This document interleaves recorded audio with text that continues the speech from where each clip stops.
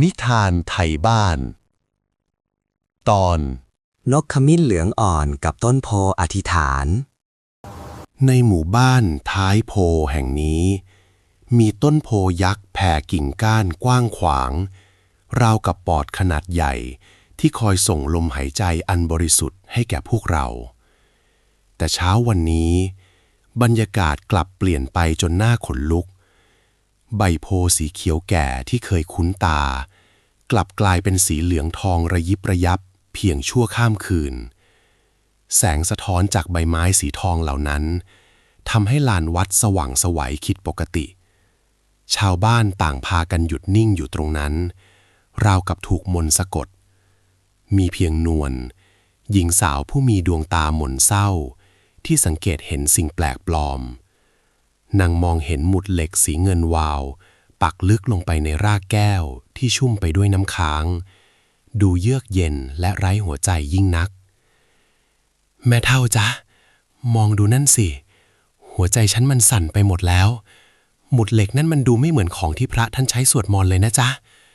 ทำไมมันถึงมาปักอยู่ตรงนี้ในวันที่พ่อโพเปลี่ยนสีเป็นทองแบบนี้ละจ๊ะใครกันที่กล้าเอาของเย็นเฉียบแบบนั้นมาฝังไว้ในที่ที่อบอุ่นที่สุดของหมู่บ้านเราเสียงฝีเท้าหนักๆย่ำลงบนกิ่งไม้แห้งดังเปรี้ยสะท้อนก้องไปทั่วความเงียบชายหนุ่มผู้หนึ่งเดินฝ่าฝูงชนเข้ามาด้วยท่าทางมาดมั่นชุดข้าราชการสีกากีของเขาถูกรีดจนเรียบกริบผิดกับชาวบ้านที่ใส่เพียงผ้าพื้นเมืองหยาบๆผิวของเขาขาวจัดจนเห็นเส้นเลือดฝอยบนใบหน้าแววตาของเขาไม่ได้มองดูความอัศจรรย์ของใบไม้สีทองเลยแม้แต่น้อยแต่กลับจ้องมองไปที่เข็มทิศและกระดาษในมืออย่างเอาเป็นเอาตายในกระเป๋าเสื้อของเขามีปากกาหมึกซึมราคาแพงเสียบอยู่เขากางสมุดปกหนังสีดำเล่มใหญ่ออกกลิ่นกระดาษใหม่และน้ำมันเครื่องจางๆจากตัวเขาลอยไปกระทบจมูกของนวลมันช่างเป็นกลิ่นที่แปลกแยกจากกลิ่นธูปและกลิ่นไม้ป่าในที่แห่งนี้เสียจริงขอความร่วมมือหน่อยครับทุกคนถอยห่างออกไปหน่อยผมนายช่างกวินจากกรมโยธาธิการปฏิบัติหน้าที่ตามคำสั่งจากพระนครพื้นที่ตรงนี้รวมถึงต้นไม้ต้นนี้ถูกระบุเป็นจุดกึ่งกลางของเส้นทางถนนหลวงเส้นใหม่รบกวนอย่าขัดขวางการสำรวจเลยครับเดี๋ยวจะกลายเป็นเรื่องใหญ่เสียเปล่ายามตะวันรอนนวลนั่งลงบนชานเรือนไม้พยอมเก่าๆแสงสีส้มแดงของดวงอาทิตย์พาดผ่านทุ่งนาที่เป็นสีเหลืองทองไม่ต่างจากใบโพต้นนั้นเสียงโขลกพลิกในครกดินเผาดังขึ้นเป็นระยะแต่มันช่างเป็นจังหวะที่ไร้ชีวิตชีวานางมองดูสากที่อยู่ในมือก่อนจะวางมันลงอย่างช้าๆความอบอุ่นจากเตาไฟที่แม่กำลังทำกับข้าวไม่อาจไหลความหนาวเหน็บในใจออกไปได้นวลหยิบพวงมาลัยดอกมะลิที่นางตั้งใจร้อยขึ้นมากลิ่นหอมของมันทำให้ใจนางสงบลงครู่หนึ่งแต่นางก็อดนึกถึงภาพหมุดเหล็กเงินวาวที่ปักอยู่ไม่ได้หากถนนตัดผ่านจริงไม่ใช่แค่ต้นไม้ที่จะล้มลงแต่หัวใจและวิญญาณของหมู่บ้านนี้จะถูกคอนกรีตทับถมไปตลอดกาลเสียงกระซิบแผ่วเบาเหมือนคุยกับนกเจ้านกขมิ้นเหลืองอ่อนเอ๋ยเจ้าบินกลับรังมาทุกเย็นด้วยความมั่นใจว่ากิ่งไม้ที่เจ้านอนจะยังอยู่ที่เดิมแต่เจ้าจะรู้ไหมว่าวันพรุ่งนี้เสียงเครื่องยนต์จะมาแทนที่เสียงเพลงของเจ้าและกลิ่นยางมะตอยจะมากลบกลิ่นดอกมะลิของฉันเราสองคนคงเป็นเพียงผู้อาศัยที่ไม่มีสิทธิ์ส่งเสียงร้องขอชีวิตเลยใช่ไหมคืนนั้นดวงจันทร์ดวงโตแขวนตัวอยู่เหนือยอดโพกวินคุกเข่าอยู่กลางโคนต้นไม้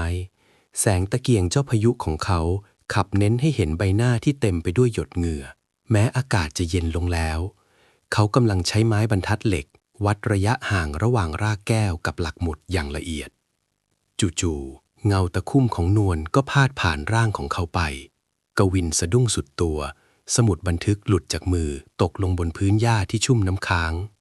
กลิ่นหอมจางๆของน้ำอบไทยจากตัวนวลลอยมากระทบสัมผัสทำให้เขาชะงักนิ่งไปชั่วครู่แววตาของหญิงสาวที่สะท้อนแสงจันทร์นั้นดูสุขใสน่าเกรงขามจนเขาไม่อาจละสายตาได้คุณเหนื่อยไหมจ๊ะคุณกวินดื่มน้ำเย็นๆในกระบอกไม้ไผ่ก่อนเถิดที่นี่เราไม่มีน้ำแข็งหรอกนะจ๊ะมีเพียงความเย็นจากน้ำใจที่แช่ในตุ่มดินเผา ต้นโพต้นนี้เขาใจดีนะ เขาแผ่กิ่งก้านบังแดดบังฝนให้เรามานาน เขาไม่เคยบ่นว่าเหนื่อยเลย แล้วทำไมคุณถึงต้องรีบร้อนทำลายเพื่อนเก่าแก่ของหมู่บ้านเรานักละจ๊ะ เช้าวันใหม่เริ่มต้นด้วยความวุ่นวายที่กวินไม่เคยเจอในตำราเรียน กวินพยายามจะเดินสำรวจไปตามแนวคันนาที่เขาขีดเส้นไว้ในแผนที่ แต่ดูเหมือนธรรมชาติจะพร้อมใจกันกลั่นแกล้งเขา ฝูงควายบึกบึนนับ10 ตัว พากันเดินลงไปนอนแช่ปลักโคลนขวางทางเดินอย่างเป็นจังหวะ หนักไปกว่านั้น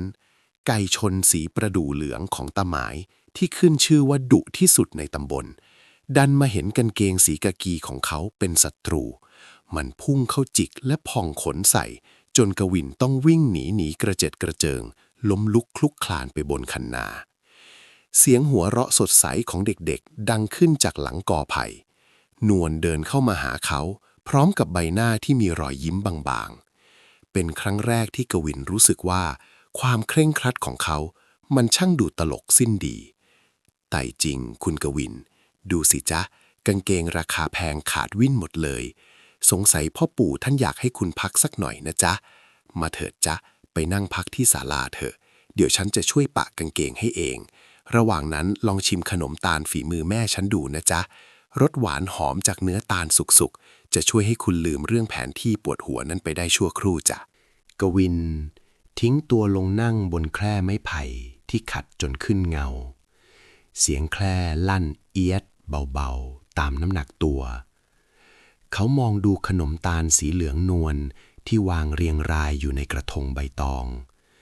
กลิ่นหอมกรุ่นของเนื้อตาลสุกผสมกับกะทิข้นและมะพร้าวทึนทึกขูดใหม่ๆโชยเข้าจมูกอย่างเย้ายวน เมื่อเขาส่งขนมเข้าปากรสสัมผัสนั้นนุ่มละมุนจนแทบละลายบนลิ้น ความหวานละไมที่ไม่จัดจ้านจนเกินไปทำให้เขารู้สึกถึงความเพียรพยายามของคนทำนวลนั่งอยู่ห่างออกไปเพียงช่วงแขน นางก้มหน้าก้มตาใช้เข็มเล่มเล็กๆสอดประสานเส้นได้ปะรอยขาดบนกางเกงสีกากีของเขาอย่างตั้งใจ นิ้วมือของนางเรียวยาวและขยับเขยื้อนอย่างอ่อนช้อย แสงแดดรำไรที่ลอดผ่านรอยแยกของหลังคาศาลาลงมาทาบบนใบหน้าของนางทำให้กวินมองเห็นไรผมเส้นเล็กๆและแววตาที่จดจ่ออยู่กับงานตรงหน้าจนเขาเผลอลืมความขุ่นมัวจากการทำงานไปชั่วขณะ ขนมตาลนี่รสชาติแปลกกว่าที่ฉันเคยกินในพระนครนะนวลมันไม่หวานแสบคอแต่มันมีความหอมลึกๆเหมือนกลิ่นของแสงแดดและสายลมเลยคุณทำเองหมดเลยหรือจ๊ะจ๊ะคุณกวินเราต้องคั้นเนื้อตาลจากลูกตาลสุกที่ร่วงหล่นเองต้องคอยเฝ้าคอยนึ่งด้วยไฟอ่อนๆความอร่อยมันอยู่ที่ความอดทนนะจ๊ะเหมือนกับความรักนั่นแหละจ๊ะถ้าเร่งรีบเกินไปมันก็อาจจะคืนขมจนกินไม่ได้เลยละจ๊ะ ลมพัดเอื่อยๆพาเอาสมุดบันทึกปกหนังของกวินที่วางอยู่ข้างตัว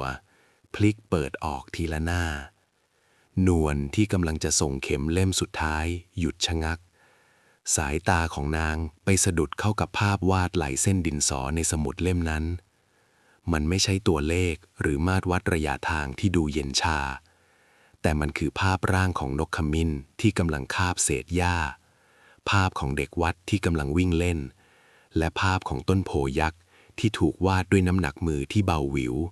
ราวกับเขากำลังสัมผัสสิ่งเหล่านั้นด้วยความรักกวินรีบเอื้อมมือไปจะปิดสมุดด้วยความเขินอายแต่นวลกลับเอามือแตะเบาๆที่หลังมือของเขาเพื่อขอให้เขาเปิดค้างไว้ก่อนความเย็นจากปลายนิ้วของนางสัมผัสกับความร้อนจากหลังมือของเขาราวกับกระแสความเข้าใจได้แล่นผ่านเข้าสู่หัวใจของกันและกันคุณวาดพวกมันไว้ด้วยหัวใจจริงๆใช่ไหมจ๊ะภาพนกตัวนี้แววตาของมันดูเหมือนมีชีวิตจริงๆเลยคุณเห็นความงามของหมู่บ้านเราแต่ทำไมมือที่วาดสิ่งที่สวยงามขนาดนี้ถึงต้องเตรียมที่จะลากเส้นตรงเพื่อตัดผ่านทุกอย่างไปละจ้าคุณบางครั้งหน้าที่กับความปรารถนาก็เดินไปคนละทางนะนวลผมเป็นแค่คนลากเส้นตามคำสั่งแต่ในใจผมอยากให้ภาพวาดพวกนี้มีชีวิตอยู่ตลอดไปจริง กวินลุกขึ้นยืนพลางจัดเสื้อผ้าให้เข้าที่แววตาที่เคยอ่อนแสงลงเมื่อครู่กลับมาขรึมแข็งอีกครั้งเขาเดินไปที่ริมศาลามองออกไปยังแนวป่าที่เขาต้องทำการสำรวจต่อเมฆฝนก้อนใหญ่เริ่มก่อตัวที่ขอบฟ้าสีเทาทะมึนเสียงนกร้องเตือนภัยดังระงมไปทั่วท้องทุ่งความกดดันจากหน้าที่การงานที่เขามีต่อผู้ใหญ่ในกรมเริ่มกลับมาบีบคั้นหัวใจอีกครั้งเขาแบกรับความคาดหวังของครอบครัวที่อยากเห็นเขาก้าวหน้าในงานข้าราชการแต่เสียงสั่นเครือในคำถามของนวลเมื่อครู่ก็ยังดังก้องอยู่ในหัวกวินกำหมัดแน่นจนเส้นเลือดที่ข้อมือปูดนวลออกมาแผ่นหลังของเขาที่ดูแข็งแกร่งกลับดูโดดเดี่ยวและเหนื่อยล้าในสายตาของนวลโลกข้างนอกนั่นมันหมุนไปเร็วมากนะถนนเส้นนี้จะพาคนป่วยไปหาหมอได้ทันเวลาพาเด็กๆไปโรงเรียนได้ง่ายขึ้นความสวยงามที่คุณหวงแหนมันอาจจะทำให้การพัฒนาล่าช้าไปผมไม่อาจเป็นคนเห็นแก่ตัวที่รักษาต้นไม้ต้นเดียวแต่ขัดขวางทางเดินของคนนับพันได้หรอกนะจู่ๆฟ้าก็ผ่าลงมาเสียงดังเปรี้ยงตามด้วยสายฝนที่สาดกระหน่ำลงมาอย่างไม่ลืมหูลืมตาลมพัดแรงจนใบไม้ปลิวว่อนกวินพยายามจะก้าวลงจากศาลาเพื่อไปเก็บกล้องสำรวจที่ลานวัดแต่พื้นดินที่กลายเป็นเลนตมทำให้เขาเสียหลักลื่นถลายนวลไม่รอช้านางกระโจนลงจากศาลาฝ่าสายฝนเข้าไปคว้าแขนของเขาไว้ทันควันทั้งคู่เปียกโชกในพริบตากลิ่นไอดินฉุนกระทบจมูกพร้อมกับเสียงฝนที่ตกกระทบใบโพดังสนั่นราวกับเสียงรัวกลองกวินมองเห็นใบหน้าของนวลที่เปียกปอนแต่ดวงตาของนางกลับฉายแววเด็ดเดี่ยวนางไม่ยอมปล่อยมือจากเขาแม้ลมจะพัดจนร่างบางๆของนางแทบปลิวในวินาทีที่ความตายหรืออุบัติเหตุอยู่ใกล้เพียงเอื้อมมือความถือตัวของชายเมืองกรุงก็มาลายสิ้นเหลือเพียงความซาบซึ้งในน้ำใจของหญิงสาวตรงหน้าคุณกวินจับมือฉันไว้จ้า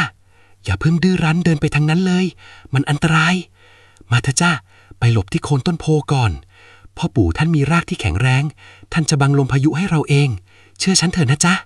ราวกับมีปาฏิหาริย์เมื่อทั้งคู่พากันมาจนถึงโคนต้นโพยักษ์ลมที่เคยพัดคลั่งกลับสงบลงอย่างประหลาดพื้นดินบริเวณโคนต้นที่แผ่กิ่งก้านหนาทึบกลับแห้งสนิทมีเพียงละอองฝนจางๆที่ลอยมาสัมผัสผิวให้รู้สึกเย็นชื่นใจกวินพิงหลังลงกับลำต้นที่หยาบกร้านแต่ให้ความรู้สึกมั่นคงอย่างบอกไม่ถูกนวลนั่งลงข้างๆกอดเข่าตัวเองไว้เพื่อบรรเทาความหนาวความเงียบเข้าปกคลุมทั้งคู่มีเพียงเสียงหยดน้ำที่ตกลงบนใบไม้ดังเปาะแปะเป็นจังหวะสม่ำเสมอกวินมองดูนวลที่กำลังปัดป้องละอองฝนออกจากใบหน้าเขาพบว่าความสุขที่แท้จริงอาจไม่ใช่การได้สร้างถนนที่ยาวที่สุด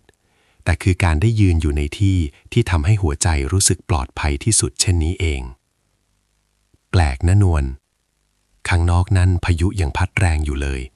แต่ที่นี่กลับเงียบเหมือนอยู่อีกโลกหนึ่งผมไม่เคยเชื่อเรื่องพ่อปู่หรือสิ่งศักดิ์สิทธิ์มาก่อนแต่ความรู้สึกที่ต้นไม้ต้นนี้โอบอุ้มเราไว้มันทำให้ผมเริ่มเข้าใจแล้วว่าทำไมพวกคุณถึงยอมสละทุกอย่างเพื่อปกป้องเขาผมจะลองหาทางอื่นดูนวลทางที่ถนนจะเดินไปได้โดยไม่ต้องทำลายความสงบสุขนี้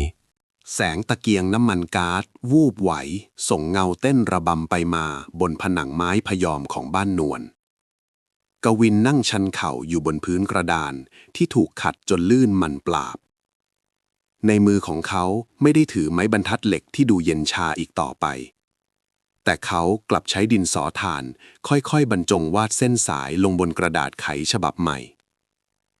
กลิ่นน้ำมันตะเกียงฉุนๆผสมกับกลิ่นแป้งร่ำดอกมะลิที่โชยมาจากตัวนวลสร้างบรรยากาศที่ทั้งขรึมขลังและแฝงความละมุนละไม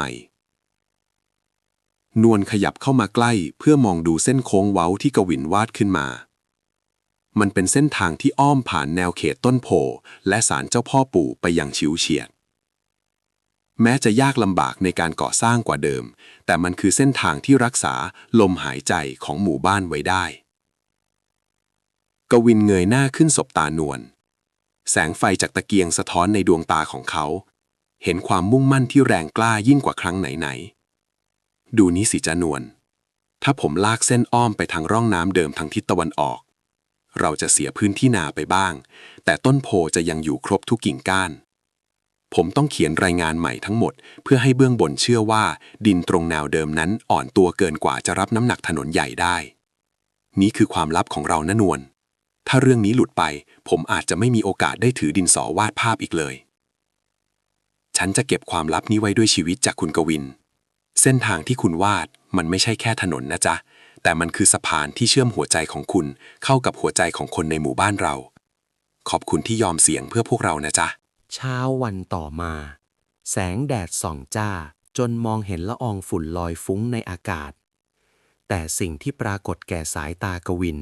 กลับทำเอาเขาแทบสำลักอากาศ เมื่อข่าวเรื่องที่เขาจะช่วยรักษาต้นโพแว่วไปเข้าหูชาวบ้าน ความกตัญญูแบบชาวบ้านๆจึงพรั่งพรูออกมาโอบกอดเขาจนตั้งตัวไม่ติด ที่โคนต้นโพตอนนี้เต็มไปด้วยถาดหัวหมูต้มจนขาวโพลนคาบพริกสีแดงจ้า น้ำแดงนับ10 ขวดตั้งเรียงรายส่งแสงสีแดงสะท้อนแดดแสบตากวินต้องเดินฝ่ากองเครื่องเส้นไหว้เหล่านั้นอย่างเก้ๆกังๆแขนกากีของเขาแทบจะไปเกี่ยวเอาพวงมาลัย7 สีที่ชาวบ้านนำมาคล้องให้ด้วยความรัก แววตาของกวินดูลนลานแต่ซ่อนรอยยิ้มเอ็นดูไว้ไม่ได้ เมื่อเห็นยายเมียนเคี้ยวหมากหยับๆพร้อมพยายามจะผูกผ้า3 สีที่ข้อมือของเขาเพื่อเป็นขวัญและกำลังใจยายเมียนจ๊ะไม่ต้องถึงขนาดนี้ก็ได้จ้ะผมยังไม่ได้ทำอะไรสำเร็จเลยแล้วหัวหมูนี่ผมคงกินตอนเช้าไม่ไหวจริงๆจ้ะยายแต่ขอบใจทุกคนมากนะจ๊ะที่ให้ความเมตตาคนต่างถิ่นอย่างผมถึงขนาดนี้เอาเหอะหน้าในช่างพ่อปู่ท่านชอบคนซื่อสู้เขานะลูกนะเดี๋ยวพอยายไหว้เสร็จหัวหมูนี่จะเอาไปทำแกงหิ้วไปฝากคุณที่โรงนอนด้วยจะได้มีแรงสู้กับไอ้พวกคนเมืองใจร้ายพวกนั้นท่ามกลางเสียงหัวเราะจู่ๆเสียงแตรจากรถยนต์ราคาแพงก็แผดสนั่นขึ้นอย่างไร้กาลเทศะราวกับเสียงฟ้าผ่ากลางวันแสกๆรถเก๋งยุคเก่าสีดำมันปราบขับฝ่าฝุ่นเข้ามาจอดสนิทที่กลางลานวัดฝุ่นสีแดงตลบอบอวนจนกลบกลิ่งมะลิและหัวหมูไปสิ้นท่านขุนพินิจก้าวลงจากรถด้วยมาดข้าราชการผู้ใหญ่ที่น่าเกรงขามรองเท้าหนังขัดมันสะท้อนแสงจนแสบตาเขาเดินตรงรี่เข้ามาหากวินด้วยสีหน้าบึ้งตึงสายตาที่มองดูเครื่องเส้นไหวรอบๆต้นโพนั้นเต็มไปด้วยความเหยียดหยามนวลที่ยืนอยู่ใกล้ๆรู้สึกได้ถึงบรรยากาศที่เปลี่ยนไปทันทีความเย็นเยือกแผ่ซ่านออกมาจากท่าทางของท่านขุนจนชาวบ้านพากันถอยร่นไปอยู่ข้างหลังด้วยความหวาดกลัวกวินนี่มันเรื่องตลกอะไรกันฉันส่งเธอมาสำรวจเส้นทางเพื่อสร้างความเจริญแต่เธอกลับมานั่งกินหัวหมูกับชาวบ้านอยู่ใต้ต้นไม้แก่นี่งั้นหรือไหนรายงานความคืบหน้าทำไมหมุดเงินที่ฉันสั่งให้ตอกลึกถึงรากแก้วถึงถูกถอนออกมาวางทิ้งไว้ข้างทางแบบนี้เธอรู้ไหมว่าโทษของการขัดคำสั่งราชการมันร้ายแรงแค่ไหนท่านขุนพินิจฉวยเอาสมุดบันทึกปกหนังสีดำเล่มนั้นไปจากมือกวินอย่างรวดเร็วเสียงกระดาษถูกเปิดพลิกดังพรึบพรึบ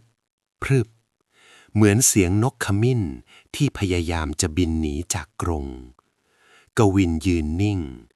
ร่างกายของเขาสั่นน้อยๆด้วยความโกรธและความกลัวที่ผสมปนเปกันลมกระโชกแรงพัดมาวูบหนึ่งทำให้ใบโพสีทองนับหมื่นใบเสียดสีกันดังก้อง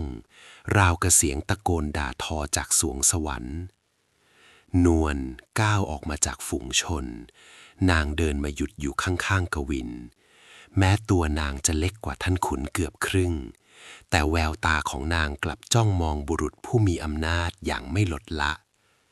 มือของนางกำฉายผ้าสิ้นไว้แน่นจนเห็นข้อนิ้วขาวซีด เป็นการเตรียมพร้อมที่จะปกป้องความหวังเดียวของหมู่บ้านอย่างสุดกำลัง ท่านขุนครับ แผนที่ฉบับเดิมมีข้อผิดพลาดเรื่องสภาพดิน ผมกำลังเขียนฉบับใหม่ที่มั่นคงกว่า โกหก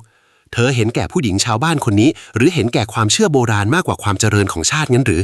พรุ่งนี้เช้าฉันจะสั่งรถแทรกเตอร์มาถล่มที่นี่ให้ราบใครขวางทางจับเข้าคุกให้หมด ส่วนเธอกวินเตรียมตัวถูกไล่ออกและไปนอนกินข้าวแดงในคุกได้เลย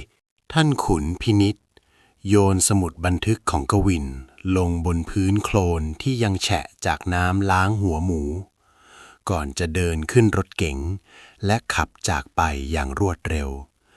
ทิ้งไว้เพียงกลุ่มควันสีดำและฝุ่นหนาคลุ้งที่ค่อยๆจมตัวลงสู่ผืนดิน ความเงียบที่น่าอึดอัดเข้าปกคลุมลานวัด ชาวบ้านบางคนเริ่มร้องไห้กระสิก บางคนสุดตัวลงมองต้นโพด้วยความอาลัย นวลรีบคุกเข่าลุ้งบนโคลน ใช้ชายสบายของนางค่อยๆเช็ดคราบสกปรกออกจากหน้าปกสมุดหนังเล่มนั้นอย่างเบามือ กวินยืนมองมือของนวลที่เปื้อนโคลนด้วยความรู้สึกผิดจับใจ ความหวังที่จะรักษาต้นไม้และความรักของเขาดูเหมือนจะพังทลายลงไปพร้อมกับสมุดเล่มนี้ที่ถูกตราหน้าว่าเป็นขยะในสายตาผู้มีอำนาจ คุณกวินจ๊ะอย่าเสียใจไปเลยนะจ๊ะดูสิภาพวาดนกขมิ้นในนี้ยังไม่เปื้อนโคลนเลยแม้แต่นิดเดียวสิ่งที่คุณทำมันยิ่งใหญ่เกินกว่าที่คนใจร้ายคนนั้นจะเข้าใจ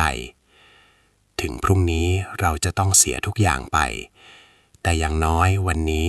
เราก็ได้สู้เพื่อสิ่งที่ถูกต้องนะจ๊ะคุณผมขอโทษนะนวลผมช่วยอะไรพวกคุณไม่ได้เลยพรุ่งนี้ผมคงไม่น่ามาสู้หน้าพ่อปู่โพอีกแล้วหลังจากท่านขุนพินิจทิ้งความพินาศไว้หลังเขม่าวควันรถความมืดก็ค่อยๆโรยตัวลงปกคลุมหมู่บ้านท้ายโพอย่างช้าๆคืนนี้แปลกนักแม้แต่เสียงจิ้งหรีดที่เคยร้องระงมกลับเงียบงันราวกับนัดหมายกันไว้กวินนั่งอยู่ใต้ต้นโพเพียงลำพังแสงตะเกียงเจ้าพายุวูบไหวสะท้อนให้เห็นคราบโคลนที่ยังติดอยู่บนหน้าปกสมุดบันทึกเล่มดำนวลเดินเข้ามาเงียบๆในมือถือผ้าชุบน้ำอุ่นนางคุกเข่าลงข้างเขาแล้วค่อยๆเช็ดคราบสกปรกออกจากสมุดเล่มนั้นอย่างเบามือกลิ่นควันไฟจางๆจากตัวนางผสมกับกลิ่นน้ำอบไทยที่นางทาแก้หนาวสร้างบรรยากาศที่ทั้งเปราะบางและมั่นคงในเวลาเดียวกันคุณกวินจ๊ะอย่าจ้องมองแต่รอยโคลนพวกนั้นเลยจ๊ะถึงข้างนอกจะเปื้อนไปบ้างแต่ข้างในสมุดนี้ความตั้งใจของคุณยังสะอาดหมดจดนะจ๊ะพรุ่งนี้ไม่ว่าอะไรจะเกิดฉันจะอยู่ตรงนี้เคียงข้างคุณไม่ว่าในฐานะคนแพ้หรือคนชนะก็ตามผมไม่ได้กลัวแพ้หรอกนวลแต่ผมกลัวว่าความจริงที่ผมพยายามจะบอกพวกเขามันจะเบาเกินกว่าเสียงเครื่องจักรที่กำลังจะมาถึงในวันพรุ่งนี้แสงสีทองของเช้าวันใหม่เริ่มแตะขอบฟ้าแต่มันช่างเป็นสีทองที่ดูเยือกเย็นนวลยกถาดอาหารเช้ามาให้กวินที่ชานเรือนกลิ่นข้าวต้มปลาใส่ขิงซอยหอมกรุ่นชวนให้รู้สึกถึงความอบอุ่นของบ้านป่าแต่กวินกลับไม่มีแก่ใจจะตักเข้าปากเขามองดูนวลที่แต่งชุดผ้าสิ้นสีแดงนวลอย่างประณีตพร้อมทัดดอกปีบขาวไว้ที่ข้างหูกลิ่นหอมสะอาดของดอกไม้ดูขัดกับสถานการณ์ที่กำลังจะระเบิดขึ้นในไม่กี่นาทีข้างหน้ามือของนวลที่สั่นน้อยๆยามที่วางถ้วยน้ำพริกลงบนโต๊ะบอกให้กวินรู้ว่านางเองก็กลัวไม่ต่างจากเขาแต่ความกลัวนั้นถูกซ่อนไว้ภายใต้รอยยิ้มที่งามที่สุดทานข้าวเสียหน่อยนะจ๊ะคุณกวินกองทัพต้องเดินด้วยท้องนะจ๊ะวันนี้เราอาจจะต้องใช้พลังกายพลังใจกว่าวันไหนๆข้าวต้มชามนี้ฉันใส่ใจลงไปด้วยขอให้มันช่วยปกป้องคุณจากเรื่องร้ายๆนะจ๊ะนวลขอบใจคุณมากนะถ้าวันนี้เป็นวันสุดท้ายที่ผมจะได้อยู่ที่นี่ผมจะขอจดจำรสชาติความปรารถนาดีของคุณไว้ในใจตราบนานเท่านานที่ลานวัดหน้าต้นโพยักษ์ชาวบ้านทุกเพศทุกวัยต่างพากันมารวมตัวกันอย่างพร้อมเพรียง ตาหมายรับมีดเหน็บจนวาววับแต่เขากลับพกไว้เพียงในฝักยายเมี้ยนถือประทีปเทียนไขเดินวนรอบต้นไม้พร้อมพึมพำบทสวดมนต์โบราณกลิ่นธูปหอมฟุ้งกระจายไปตามลมแรงที่พัดกระโชกเป็นระยะชาวบ้านเริ่มประสานมือกันเป็นวงกลมล้อมต้นโพไว้หลายชั้นแผ่นหลังที่ค่อมงอของคนแก่ความไร้เดียงสาของเด็กๆกลายเป็นกำแพงมนุษย์ที่ดูอ่อนแอแต่กลับน่าเกรงขามอย่างประหลาดกวินยืนอยู่หน้าสุดเคียงข้างนวลที่กำฉายผ้าสบายไว้แน่นพี่น้องทุกคนวันนี้เราไม่ได้มาเพื่อต่อสู้ด้วยกำลังแต่เรามาเพื่อแสดงให้เขาเห็นว่าชีวิตของเราผูกพันกับต้นไม้ต้นนี้เพียงใดใครจะเอาเครื่องจักรมาถล่มบ้านเราก็จงข้ามศพพวกเราไปก่อนเถิดเสียงคำรามกึกก้องของเครื่องยนต์หนักดังใกล้เข้ามาเรื่อยๆรถแทรกเตอร์คันมหึมาสีสนิมเคลื่อนตัวเข้ามาฝ่าฝุ่นแดงหนาทึบดูราวกับอสูรกายจากดินแดนร้างท่านขุนพินิจยืนสั่งการอยู่บนรถด้วยใบหน้าเหี้ยมเกรียมเขาโบกมือเป็นสัญญาณให้เดินหน้าต่อโดยไม่สนใจชีวิตที่ขวางอยู่เบื้องหน้ากลิ่นน้ำมันเครื่องและเขม่าวควันสีดำเริ่มกลบกลิ่นหอมของดอกไม้ป่าไปจนสิ้นกวินก้าวออกไปข้างหน้า1 ก้าวมือของเขาถือม้วนโทรเลขสีน้ำตาลที่เขาเพิ่งได้รับจากเด็กสงขาวที่วิ่งกระหืดกระหอบมาเมื่อครู่เขาชูมันขึ้นฟ้าท่ามกลางเสียงเครื่องจักรที่แผดร้องหยุดท่านขุนผมได้รับคำสั่งด่วนจากพระนครพื้นที่ใต้รากโพนี้มีการค้นพบแนวศิลาแรงโบราณและวัตถุมีค่าทางประวัติศาสตร์กรมศิลปากรประกาศให้ที่นี่เป็นเขตโบราณสถานห้ามแตะต้องเด็ดขาดหากท่านขยับแม้แต่เซนติเมตรเดียวท่านจะมีความผิดฐานทำลายสมบัติของแผ่นดินวินาทีนั้นเหมือนการเวลาจะหยุดนิ่งเครื่องยนต์รถแท็กเตอร์ที่เคยแผดเสียงกลับสำลักน้ำมันควันท่วมก่อนจะดับวูบลงอย่างปริศนาความเงียบเชียบเข้าปกคลุมลานวัดทันทีมีเพียงเสียงปีกของนกขมิ้นที่พือกระพืออยู่บนยอดไม้ท่านขุนพินิจหน้าถอดสีเขาฉวยเอาโทรเลขในมือกวินไปอ่านด้วยมือที่สั่นระริกยิ่งอ่านใบหน้าที่เคยแดงด้วยความโกรธก็กลายเป็นซีดเผือดลงเรื่อยๆชาวบ้านที่เคยยืนตัวเกรงเริ่มผ่อนลมหายใจออกมานวลโผล่เข้ากอดกวินด้วยน้ำตาแห่งความปิติกลิ่นไอดินชื้นๆหลังความตึงเครียดผ่านพ้นไปช่างเป็นกลิ่นที่หอมที่สุดที่กวินเคยสัมผัสเราทำได้แล้วใช่ไหมจ้าคุณกวินพ่อปู่ยังอยู่กับเราและคุณก็ต้องไปไหนแล้วใช่ไหมจ๊ะจ๊ะนวลปาฏิหาริย์ไม่ได้มาจากฟ้าหรอกแต่มันมาจากหัวใจของพวกเราทุกคน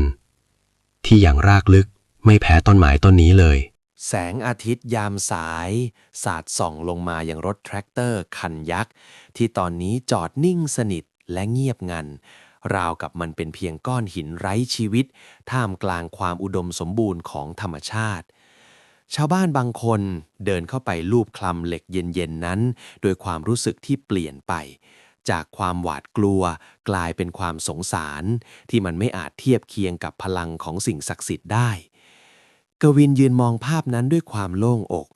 เขาสูดอากาศบริสุทธิ์ที่ไม่มีกลิ่นเขม่าวควันเข้าเต็มปอดนวลเดินเข้ามาหาเขาพร้อมกับขันน้ำฝนลอยดอกมะลิเย็นฉ่ำแสงสะท้อนจากผิวน้ำในขันสะท้อนเข้าตาของกวินทำให้เขารู้สึกว่าโลกใบนี้ช่างสว่างไสวเหลือเกินดื่มน้ำเย็นๆก่อนจ้ะคุณกวินดูสิจ้ะแม้แต่เครื่องจักรยังยอมแพ้ต่อความดีงามของคุณเลยวันนี้หมู่บ้านเราจะจำชื่อคุณไว้ในฐานะผู้ที่นำแสงสว่างมาให้จริงๆจ้ะไม่ใช่ผมคนเดียวหรอกนวลถ้าไม่มีความเข้มแข็งของพวกคุณผมก็คงเป็นแค่คนถือกระดาษที่ไร้ค่าคนหนึ่งน้ำขันนี้ช่างชื่นใจนัก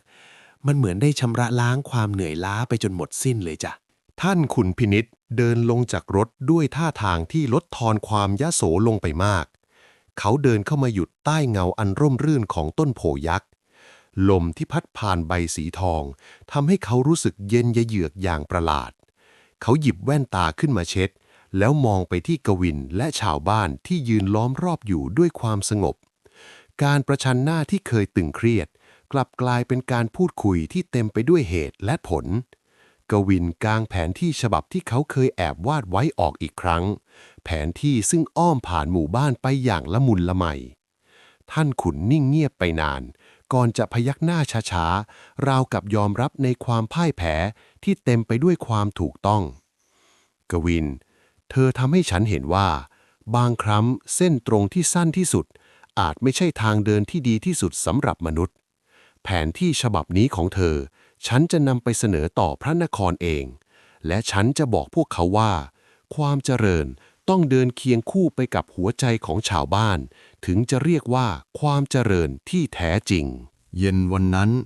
หมู่บ้านท้ายโพกลับมาคึกคักอีกครั้ง แต่คราวนี้เป็นความคึกคักของงานฉลอง กลิ่นควันไฟจากการคั่วถั่วและทำขนมเบื้องโชยฟุ้งไปทั่วบริเวณ เสียงระนาดและปี่พาดดังแว่วมาจากศาลาวัดอย่างครื้นเครง ชาวบ้านต่างพากันแต่งกายด้วยเสื้อผ้าสีสดใสที่สุดที่พวกเขาเก็บบ่มไว้ในหีบไม้ กวินถูกเชิญให้เป็นประธานในงานสมโภชพ่อปู่โพ เขาไม่ได้อยู่ในชุดเครื่องแบบกากีที่เคร่งครึมอีกต่อไป แต่ใส่เสื้อผ้าป่านคอกลมสีขาวดูสะอาดตา นวลเดินอยู่ข้างๆเขา พร้อมรอยยิ้มที่สว่างไสวยิ่งกว่าโคมไฟที่ประดับอยู่ตามกิ่งโพดูสิจ๊ะคุณกวิน ทุกคนมีความสุขมากเหลือเกิน นานแล้วนะจ๊ะที่หมู่บ้านเราไม่ได้มีรอยยิ้มที่กว้างขนาดนี้ วันนี้คุณไม่ใช่คนแปลกหน้าอีกต่อไปแล้วนะจ๊ะ คุณคือลูกหลานของบ้านท้ายโพอย่างเต็มตัวแล้ว ผมก็มีความสุขมากนวล เสียงเพลงและรอยยิ้มพวกนี้มันมีค่ามากกว่ารางวัลหรือยศตำแหน่งที่ผมเคยใฝ่ฝันซะอีก ผมเริ่มจะหลงรักวิถีชีวิตที่เรียบง่าย แต่จริงใจแบบนี้เข้าแล้วล่ะ กวินเดินเข้าไปทักทายตาหมายที่เคยรับมีดรอรับศึกตาหมายยิ้มกว้างจนเห็นฟันที่ดำจากการเคี้ยวหมาก เขาตบไหล่กวินเบาๆด้วยความเอ็นดูยายเมี้ยนเองก็เดินเข้ามาพร้อมกับห่อข้าวต้มมัดที่เพิ่งทำเสร็จใหม่ๆกลิ่นข้าวเหนียวมูลกะทิหอมหวานลอยมากระทบจมูกกวินรู้สึกได้ว่ากำแพงที่เคยขวางกั้นระหว่างคนเมืองกับคนบ้านป่าได้พังทลายลงไปพร้อมกับความหวาดกลัวเรื่องถนนแล้วเขารับข้าวต้มมัดมาถือไว้ด้วยมือที่เคยถือเข็มทิศและปากกาและในนาทีนั้นเขารู้สึกว่าน้ำหนักของมันช่างอิ่มเอมและเต็มไปด้วยมิตรภาพเอายายช่างกินนี่สิหน่อยยายตั้งใจทำมาให้เป็นการขอโทษที่เคยแอบด่าคุณไว้ในใจนะลูกนะต่อไปนี้ถ้าใครมาแกล้งคุณก็บอกตาหมายกับยายได้เลยนะขอบคุณครับยายผมไม่ถือสาอะไรเลยครับผมกลับดีใจซะอีกที่ทำให้ทุกคนกลับมาไว้ใจกันได้แบบนี้ข้าวต้มมัดของยายหอมที่สุดเลยครับ เมื่อความวุ่นวายของงานฉลองเริ่มจางหายไปเหลือเพียงแสงจันทร์ที่นวลตากวินและนวลเดินเลี่ยงออกมาที่ริมตลิ่งคลองท้ายหมู่บ้านเสียงน้ำไหลเอื่อยๆผสมกับเสียงแมลงกลางคืนสร้างบรรยากาศที่แสนสงบ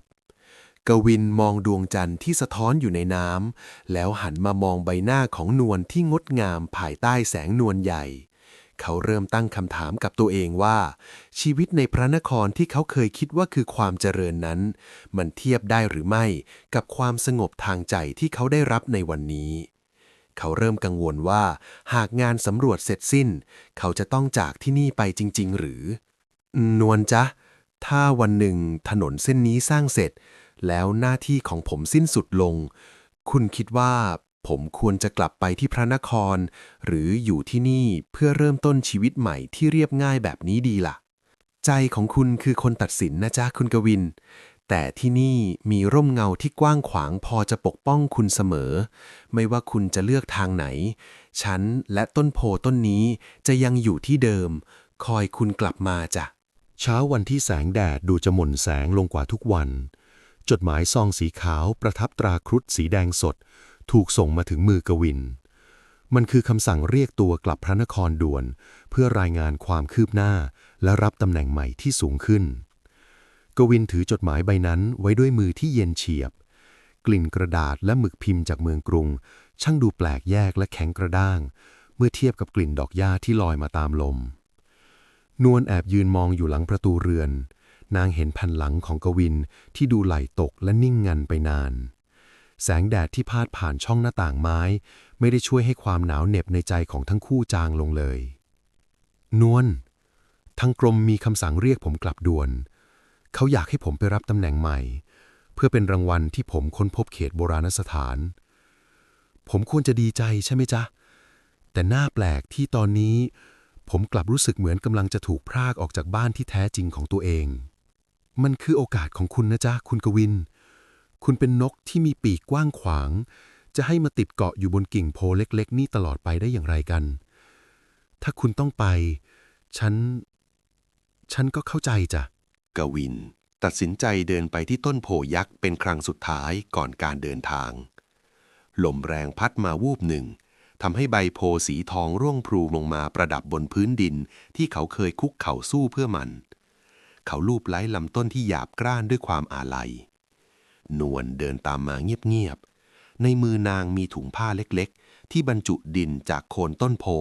และเมล็ดโพที่นางคัดสรรอย่างดีนางยื่นมันให้เขาพร้อมน้ำตาที่คลอหน่วยตาแต่ไม่ยอมให้ไหลออกมากลิ่นสาบดินชื้นๆในถุงผ้านั้นเป็นเสมือนตัวแทนของทุกความทรงจำที่พวกเขาเคยมีร่วมกันในหมู่บ้านท้ายโพแห่งนี้เอาติดตัวไปด้วยนะจ๊ะคุณกวินหากวันไหนที่คุณคิดถึงความเงียบสงบใต้ร่มไม้นี้หรือคิดถึงคนทางนี้ก็ขอให้เปิดถุงดินนี้ดูนะจ๊ะให้รู้ว่ารากเหง้าของความสุขของคุณยังปักลึกอยู่ที่นี่เสมอไม่ว่าตัวคุณจะอยู่ที่ไหนนวลผมไม่ได้อยากเอาแค่ดินไปแต่ผมอยากเอาหัวใจของที่นี่ไปด้วยผมสัญญาผมจะหาทางกลับมาไม่ใช่ในฐานะนายช่างผู้มาสำรวจแต่ในฐานะผู้ที่จะมาปักหลักสร้างรังร่วมกับคุณกวิน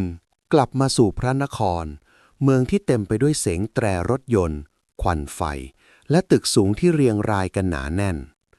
เขานั่งอยู่ในห้องทำงานที่โออาแต่เขากลับรู้สึกอึดอัดจนแทบหายใจไม่ออก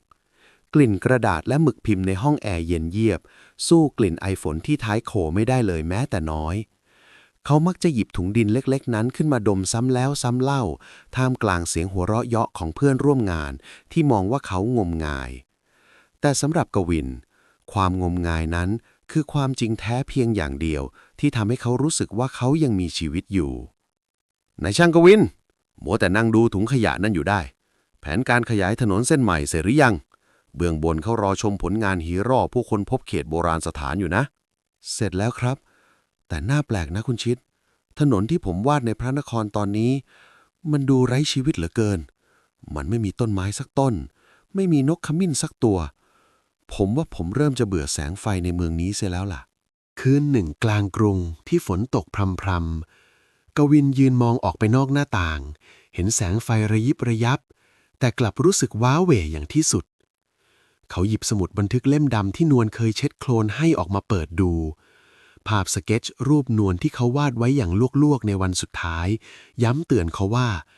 ความสุขไม่ได้แปลว่าความก้าวหน้าเสมอไปเขาคว้าปากกาหมึกซึมขึ้นมาแล้วบรรจงเขียนจดหมายลาออกเขาไม่ต้องการเป็นนายช่างใหญ่ที่มีชื่อเสียงในเมืองกรุงแต่เขาอยากเป็นเพียงชายธรรมดาที่ได้ตื่นมาฟังเสียงนกขมิ้นเคียงข้างคนที่เขารักผมขอโทษนะท่านขุนผมขอบคุณสำหรับตำแหน่งและรางวัลแต่หัวใจของผมมันไม่ได้อยู่ที่นี่แล้วผมพบว่าการได้ปกป้องร่มเงาไม้หนึ่งต้นให้ร่มเย็นแก่คนหนึ่งหมู่บ้านมันยิ่งใหญ่กว่าการสร้างถนนทั่วประเทศเสียอีกผมจะกลับไปในที่ที่ผมรู้สึกว่าผมมีค่าที่สุดที่หมู่บ้านท้ายโพนวลยังคงไปนั่งที่โคนต้นโพทุกเย็นเหมือนเช่นเคยนางมองดูลูกโพที่ค่อยๆเติบโตและนกขมิ้นที่พากันทำรังใหม่หลังจากพายุผ่านพ้น